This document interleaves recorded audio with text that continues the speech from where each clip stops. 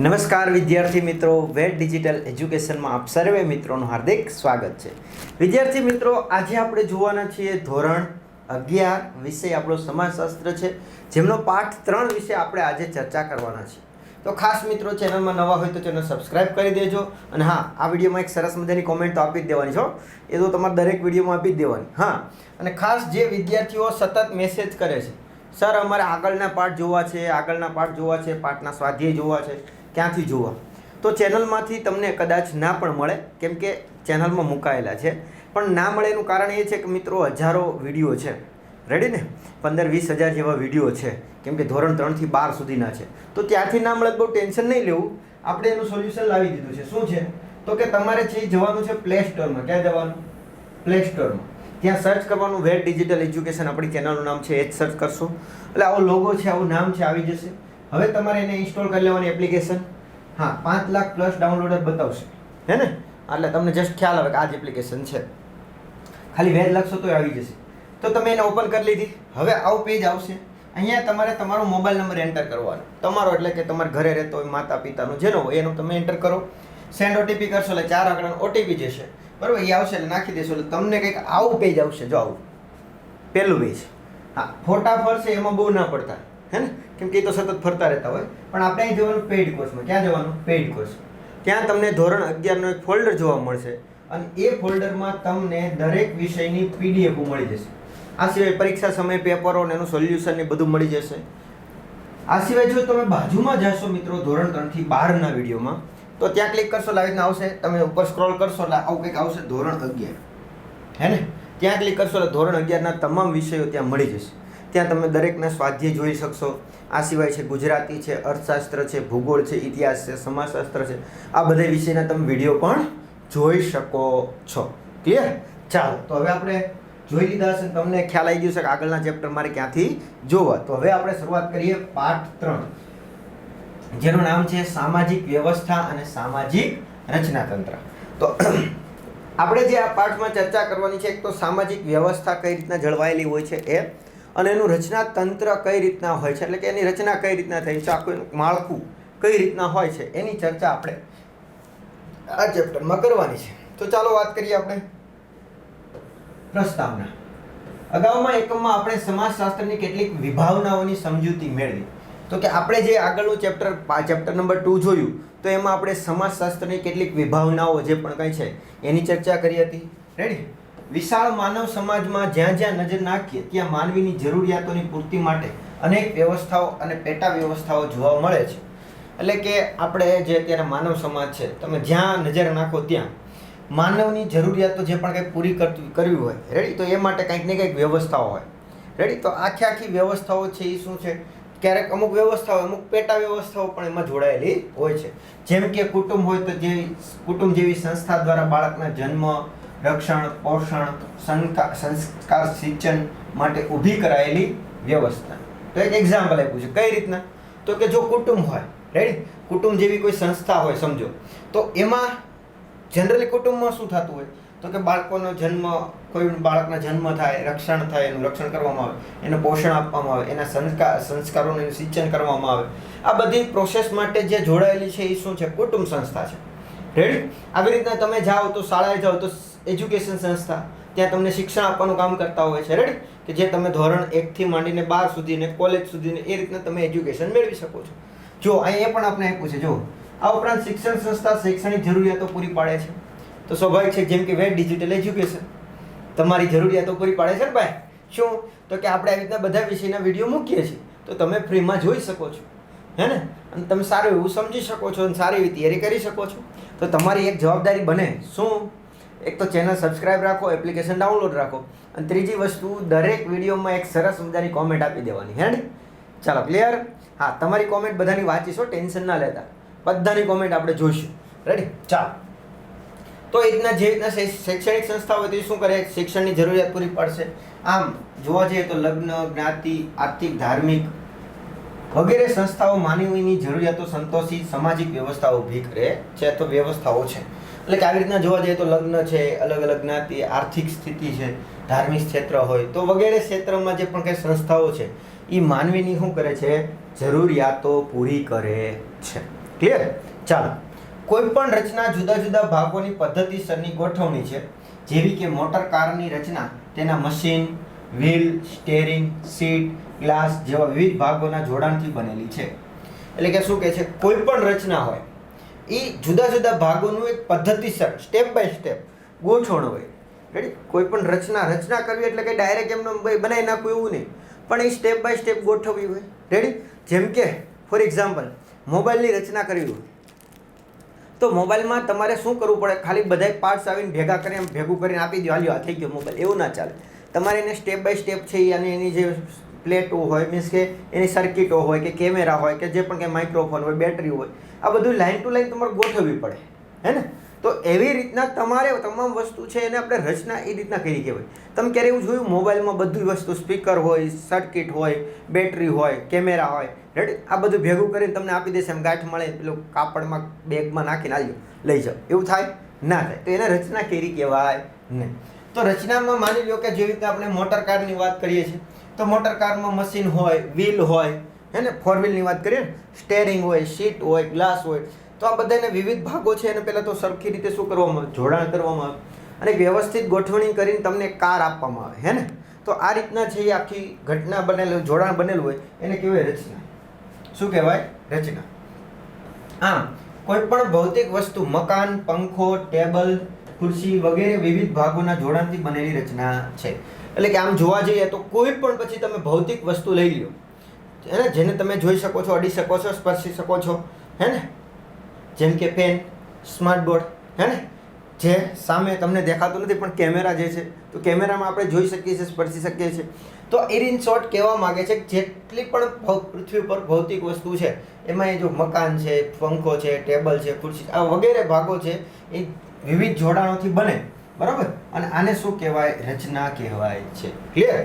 તેવી જ રીતે શાળા, આચાર્ય, શિક્ષકો, વિદ્યાર્થીઓ, ક્લાર્ક, પટ્ટાવાળા વગેરે સામાજિક સંસ્થાના જોડાણથી રચના બને છે. તો આવી જ રીતના છે એ શાળાના આપણે ઉદાહરણ લઈએ તો શાળા આવે, પછી એમાં આચાર્ય આવી જાય, શિક્ષકો આવી જાય, વિદ્યાર્થીઓ આવે, ક્લાર્ક આવે, પટ્ટાવાળા આવે, આ બધાનું એક સામાજિક જોડાણથી શું બની? તો કે રચના બની. રેડી? કુટુંબમાં પણ પતિ પત્ની, માતા પિતા, ભાઈ બહેન વગેરે વચ્ચે સામાજિક સ્થાનોના જોડાણથી બનેલી સામાજિક રચના છે. એટલે કુટુંબમાં આવી રીતના છે એ પતિ પત્ની હોય, માતા પિતા હોય, ભાઈ બહેન હોય, આ બધાથી વચ્ચે સામાજિક રીતે બધા વચ્ચે શું હોય? જોડાણ હોય. રેડી? તો આને લીધે શું બને? તો કે સામાજિક રચના બને છે. શું બને છે? સામાજિક રચના. એવી જ રીતે કોલેજ છે, બેંક છે, ક્રિકેટ ટીમ છે, જ્ઞાતિ છે, ગામ છે વગેરે સામાજિક રચનાઓ છે. એટલે કે આવી રીતના આમ જોવા જઈએ તો કોઈ કોલેજ તમે ગણો, ક્રિકેટ ગણો, ટીમ ગણો, ક્રિકેટ ટીમ ગણો, જ્ઞાતિ ગણો, ગામ ગણો, શહેર ગણો, આ બધું શું છે? તો કે સામાજિક રચના છે. રેડી? ચાલો, એક રચનાનો ખ્યાલ આવી ગયો છે હવે, હે ને? ચાલો, આમ સામાજિક વ્યવસ્થા અને સામાજિક રચના બંને ખ્યાલો એકબીજા સાથે ગાઢ રીતે સંકળાયેલા છે. એટલે આમ જોવા જઈએ તો સામાજિક રચના અને સામાજિક ખ્યાલ એ બંને એકબીજા સાથે શું છે? સામાજિક વ્યવસ્થા અને સામાજિક રચના આ બંને એકબીજા સાથે શું છે? ગાઢ રીતે, છૂટા ન પડે એ રીતના છે એ ગાઢ રીતે શું છે? બંને એકબીજા સાથે જોડાયેલા છે. સામાજિક વ્યવસ્થા વિના સામાજિક કાર્ય સંભવિત બનતું નથી અને સામાજિક કાર્ય સામાજિક રચના વિના સંભવિત નથી. જો બંને કઈ રીતના જોડાયેલા છે એનું જસ્ટ અહીંયા માહિતી આપેલી છે કે સામાજિક વ્યવસ્થા વિના શું શક્ય નથી? સામાજિક કાર્ય સંભવ નથી, એટલે કે શક્ય જ નથી. અને સામાજિક કાર્ય છે એ સામાજિક રચના વિના સંભવ નથી, એટલે સામાજિક કાર્ય છે એ સામાજિક વ્યવસ્થા વિના કે સામાજિક રચના વિના શક્ય નથી. ટૂંકમાં સામાજિક વ્યવસ્થા અને સામાજિક રચના બંને એકબીજાના કેવા છે? પૂરક છે. કેવા છે? પૂરક છે. રેડી? કોણ એકબીજાના પૂરક છે? તો કે સામાજિક વ્યવસ્થા અને સામાજિક રચના એકબીજાના પૂરક છે. ક્લિયર? ચાલો, સામાજિક વ્યવસ્થા અને સામાજિક રચના તંત્રને પદ્ધતિસર સમજવા માટે કેટલાક સમાજશાસ્ત્રીઓ મૂળભૂત વિચારો આપ્યા છે જેના આધારે આ બંને ખ્યાલો સમજી શકાય છે. એટલે કે આમને સામાજિક વ્યવસ્થા અને સામાજિક રચના આપણે સમજવા માટે ઘણા સમાજશાસ્ત્રીઓ એના વિશે રજૂઆત કરેલી છે, મૂળભૂત ખ્યાલો આપ્યા છે. રેડી? એ સમજીએ તો એના વિશે, આના વિશે વધારે આપણે ખ્યાલ આવે. ક્લિયર? ચાલો શરૂઆત કરીએ આપણો ટોપિક વિશે. શું છે? સામાજિક વ્યવસ્થા અને સામાજિક રચના તંત્ર. ટોપિકનું નામ છે અને પાઠનું નામ યાદ છે આપણું, રાઈટ? એટલે અહીંથી આપણો પાઠની શરૂઆત થાય. આ તો થોડી બેઝિક પ્રસ્તાવના હતી, હે ને? ચાલો, સરસ. સામાજિક વ્યવસ્થા અને સામાજિક રચના તંત્ર. તો જોઈએ, સામાજિક વ્યવસ્થા અને સામાજિક રચના તંત્રને સમજવા માટે સમાજશાસ્ત્રીઓએ હર્બર્ટ સ્પેન્સરે માનવ સમાજ અને શરીરની તુલના કરી છે. જો અલગ અલગ સમાજશાસ્ત્રીઓ અલગ અલગ કમ્પેરિઝન કર્યું હોય તો આપણે બધાનું થોડું થોડું ધ્યાનમાં રાખવાનું રહે. તો જો સામાજિક વ્યવસ્થા હોય કે અને સામાજિક રચના હોય તો એ બેને સમજાવવા માટે સમાજશાસ્ત્રી કોણ હતા? Herbert Spencer. આ હર્બર્ટ સ્પેન્સરે છે એ માનવ સમાજ અને શરીરની તુલના કરી છે આ બેન સમજાવવા માટે. રેડી? પછી શું કહે છે? મેલિનો વસ્કોએ, બ્રેનિસ્લો, નામ ઉચ્ચારણમાં થોડું ધ્યાન રાખજો. મેલિનો વસ્કોએ માનવ જરૂરિયાત આધારિત રચનાતંત્રની વિગતે રજૂઆત કરી છે. રેડી? તો જે મેલિનો વસ્કો છે, રેડી? તો એમણે છે એ માનવ જરૂરિયાત કેવી છે એના આધારિત રચનાતંત્રની શું કરેલી છે? વિગતવાર વર્ણન કરેલું છે, રજૂઆત કરેલી છે. તો કોણ છે? ટાલકોટ પાર્સન્સે માનવ ક્રિયા વ્યવસ્થાને 4 પેટા વ્યવસ્થામાં સંદર્ભમાં સમજાવી છે. રેડી? તો ત્રીજા સમાજશાસ્ત્રી કોણ છે? ટાલકોટ પાર્સન્સ. રેડી? તો એમણે માનવ ક્રિયા જે પણ કાંઈ છે એ વ્યવસ્થાને 4 પેટા વ્યવસ્થામાં શું કરેલી છે? સમજાવી છે. તો આપણે સૌપ્રથમ સામાજિક વ્યવસ્થાની સમજ આપણે અહીંયા મેળવીએ. ક્લિયર? તો અહીંયા આપણે સૌપ્રથમ શું જોઈશું? સામાજિક વ્યવસ્થા વિશે ચર્ચા કરીએ. એ આખો ટોપિક પહેલા સમજી લઈએ શું છે શું નહીં. પછી આપણે ચર્ચા કરવાની છે પાર્ટ 2. પાર્ટ 2 એટલે વિડીયો બીજો નહીં, પણ એ તો આવશે જ, પણ સામાજિક રચના તંત્ર પાર્ટ આખો 2 ટોપિકમાં વહેંચાયેલો છે. પહેલો સામાજિક વ્યવસ્થા, બીજો છે સામાજિક રચના તંત્ર. ક્લિયર? ઓકે, ચાલો આગળ વધીએ આપણે. તો હવે ચર્ચા કરીએ કયું? સામાજિક વ્યવસ્થાની વ્યાખ્યા. તો સામાજિક વ્યવસ્થાની વ્યાખ્યા શું છે એની વિશે ચર્ચા કરી લઈએ. ચાલો, તો શું કહે છે સામાજિક વ્યવસ્થાની વ્યાખ્યા? જેમ એક માનવ શરીરના જુદા જુદા ભાગો પરસ્પર કાર્યાત્મક સંબંધોથી જોડાણને એક વ્યવસ્થા બને છે, તેમ સામાજિક વ્યવસ્થા પણ કાર્યાત્મક સંબંધોથી જોડાયેલ 2 કે તેથી વધુ એકમોની બનેલી વ્યવસ્થા હોય છે. ચાલો, શું કહેવા માંગે છે? કે જેવી રીતના આપણું શરીર છે, હે ને? શરીર છે એમાં જુદા જુદા ભાગો છે ને? કે નથી? યસ, હૃદય છે, ફેફસા છે, કિડની છે, હે ને? તો આ બધા અલગ અલગ ભાગો છે. તો એ એકબીજાના કાર્યની રિલેટેડ એકબીજા સાથે જોડાયેલા છે. એકબીજા સાથે આ બધા આપણા જે શરીરના અંગો છે, ભાગો છે, એ બીજા એકબીજા સાથે શું છે? જોડાયેલા છે. રેડી? એવી જ રીતના કહેવા માંગે છે કે ભાઈ સમાજ વ્યવસ્થા છે એના પણ જે સંબંધો છે એ 2 કે તેથી વધુ એકમો સાથે શું હોય? જોડાયેલા હોય, અને એના આધારે જે બને છે એને સામાજિક વ્યવસ્થા કહેવામાં આવે છે. રેડી? ચાલો, ટાલકોટ પાર્સન્સ સામાજિક વ્યવસ્થાની વ્યાખ્યા આપતા જણાવે છે કે સામાજિક વ્યવસ્થા એટલે એકબીજા સાથે કાર્યાત્મક સંબંધોમાં રહેલા ભાગો દ્વારા બનેલો એક જટિલ સંકુલ. રેડી? શું કહે છે? કોણ? તો કે ટાલકોટ પાર્સન્સે વ્યાખ્યા કોને આપી છે? સામાજિક વ્યવસ્થાની વ્યાખ્યા આપી છે. શું? તો કે સામાજિક વ્યવસ્થા એટલે એકબીજા સાથે કાર્યાત્મક સંબંધ, કાર્યની ભાવના અથવા કાર્યના સંબંધ સાથે એકબીજા સાથે જોડાયેલા હોય એવા ભાગો દ્વારા બનેલું એક જટિલ અઘરું સંકુલ છે. રેડી? અઘરું સંકુલ છે, જોડાણ છે. ક્લિયર? તો આ રીતના કોણે કીધું છે આવું? તો કે ટાલકોટ પાર્સન્સ. સોરોકિન સામાજિક વ્યવસ્થાની વ્યાખ્યા આપતા જણાવે છે કે આ નેક્સ્ટ સમાજશાસ્ત્રી છે. કોણ? સોરોકિન.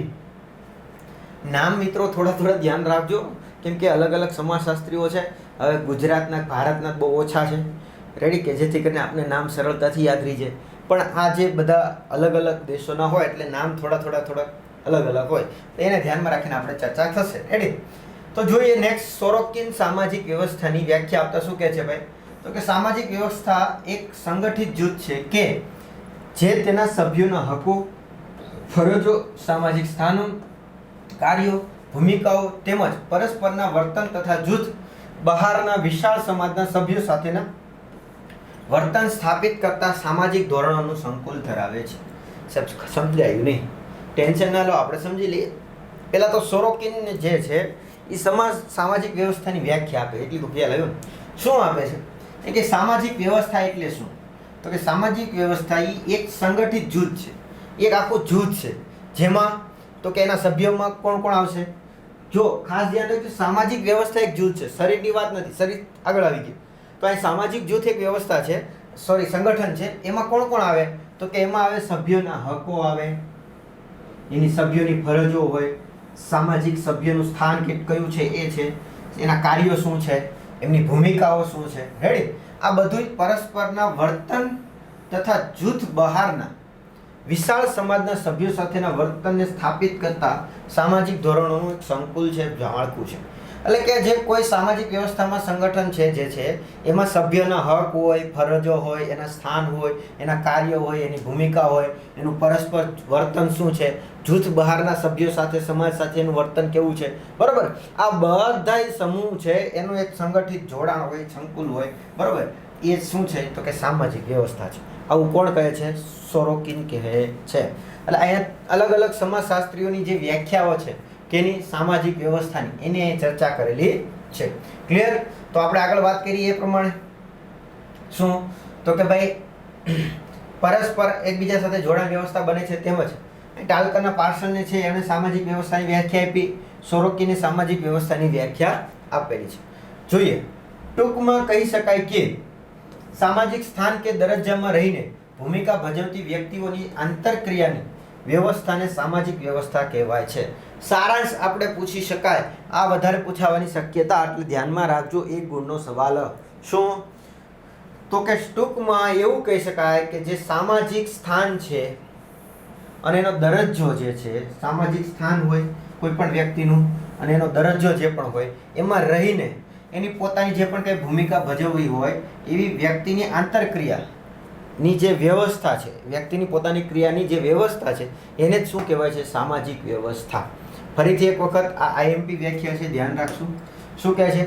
કે સામાજિક સ્થાન કે દરજ્જામાં રહીને, સામાજિક સ્થાનમાં જે પણ સમાજમાં સ્થાન છે એ અને એનો દરજ્જો જે છે એમાં રહીને પોતાની ભૂમિકા ભજવનાર વ્યક્તિની જે પણ કંઈ આંતરિક વ્યવસ્થા છે, રેડી, પોતાની આંતરિક વ્યવસ્થા જળવાય રહે, આંતરક્રિયા જે પણ કંઈ વ્યવસ્થા એની રિલેટેડ ક્રિયાઓ છે, વ્યવસ્થા છે, બરોબર, એ વ્યવસ્થાને જે છે એ શું કહેવાય છે? સામાજિક વ્યવસ્થા કહેવામાં આવે છે.